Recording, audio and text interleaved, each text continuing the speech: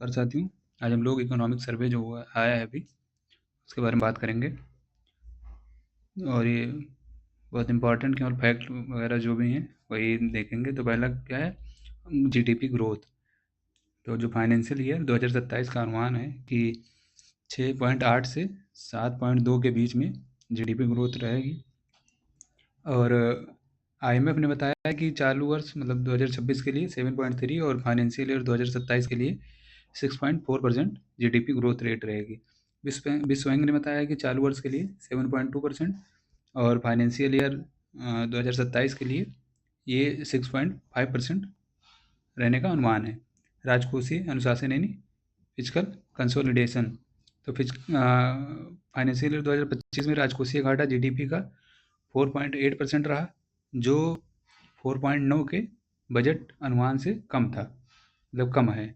मतलब जो बजट था उसमें बताया गया था कि 4.9 रहेगा, लेकिन जो राजकोषीय घाटा वो 4.8 है। फाइनेंशियल ईयर 26 के लिए इसे 4.4 तक लाने का लक्ष्य रखा गया है। तो इसको ऐसे याद रखिए कि पहले कितना रखा गया था, तो 49, आया कितना 48, और अभी रखा कितना जाएगा 44। ठीक है, 49, 48, 44। अगला क्या है कि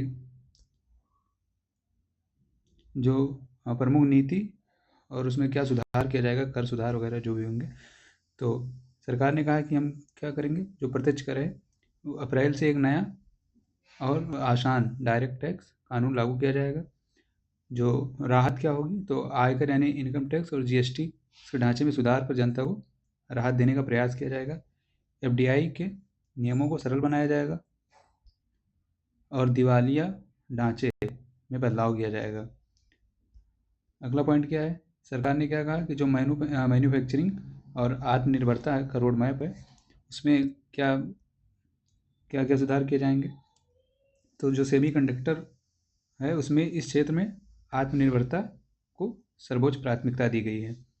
और जो भी भारतीय उत्पाद हैं उनकी जो वैश्विक स्वीकार्यता हो रही है उसको और आगे बढ़ाने के लिए जो गुणवत्ता है उनके मानकों में और सुधार किया जाएगा, ये सरकार ने बताया है।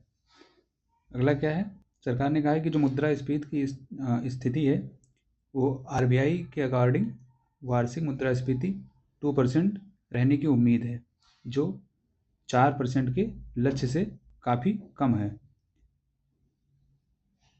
तिमाही अनुमान क्या बता रहा है, तो दिसंबर तिमाही में 0.6% और मार्च तिमाही में 2.9% रहने का अनुमान है। अगला पॉइंट क्या है, बुनियादी ढांचा और पूंजीगत व्यय में।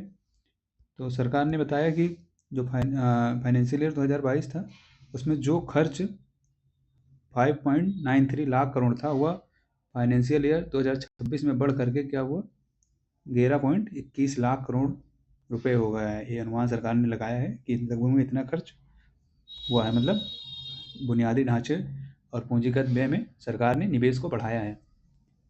2047 तक विकसित भारत बनाने के लिए अब सार्वजनिक खर्च के बजाय निजी क्षेत्र के निवेश को बढ़ाने पर जोर दिया जाएगा।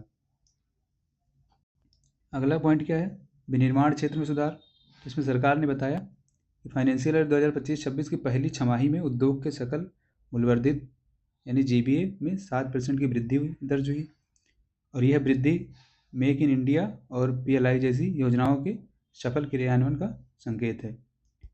कृषि क्षेत्र का प्रदर्शन क्या रहा है, सरकार ने बताया कि वर्ष 2024-25 में अनाज का उत्पादन रिकॉर्ड 3320 लाख टन हो गया है, और रबी की बुआई में पिछले वर्ष की तुलना में 3.3% की वृद्धि हुई है। और ये जो डेटा आता है ये वित्त मंत्रालय के इकोनॉमिक अफेयर्स डिपार्टमेंट की इकोनॉमिक डिवीजन सर्वे करता है हर साल। तो ये रिवीजन करने के लिए बहुत आसान है।